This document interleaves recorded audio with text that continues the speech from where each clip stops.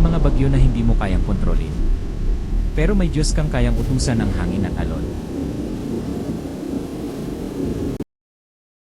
Pinatigil ni Jesus ang bagyo.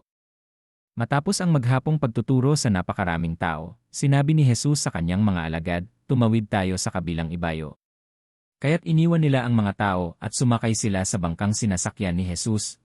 Sa gitna ng lawa, habang ang kadiliman ay bumabalot sa paligid, nakatulog ang Panginoon sa hulihan ng bangka. Payapang nakahilig sa isang unan. Ngunit sa isang iglap nagbago ang panahon. Isang napakalakas na unos ang humampas.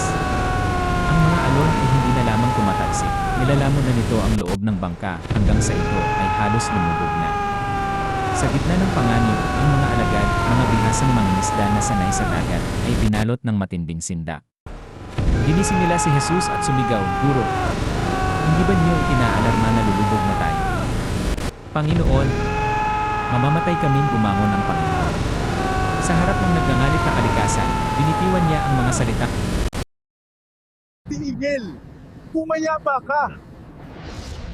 At sa isang sandali, huminto ang lahat. Tumigil na ang hangin at tumahimik ang lawa. Bakit kayo natatakot? Wala pa ba kayong pananampalataya? Sino kaya ito na maging ang hangin at ang dagat ay sumusunod sa kanya?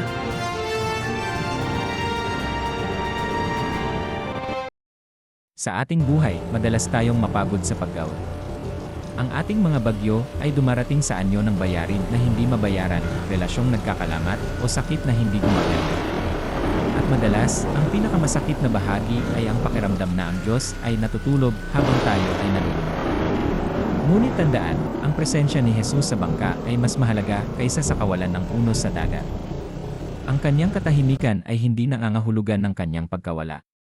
Siya ang Panginoon ng hangin at ng dagat, at sapat na ang isang salita niya para payapain ang anumang gulo sa iyong puso. Sa mundong ito, daranas tayo ng iba't ibang bagyo. Ang mahalaga, si Jesus ba ay kasama sa bangka ng buhay mo?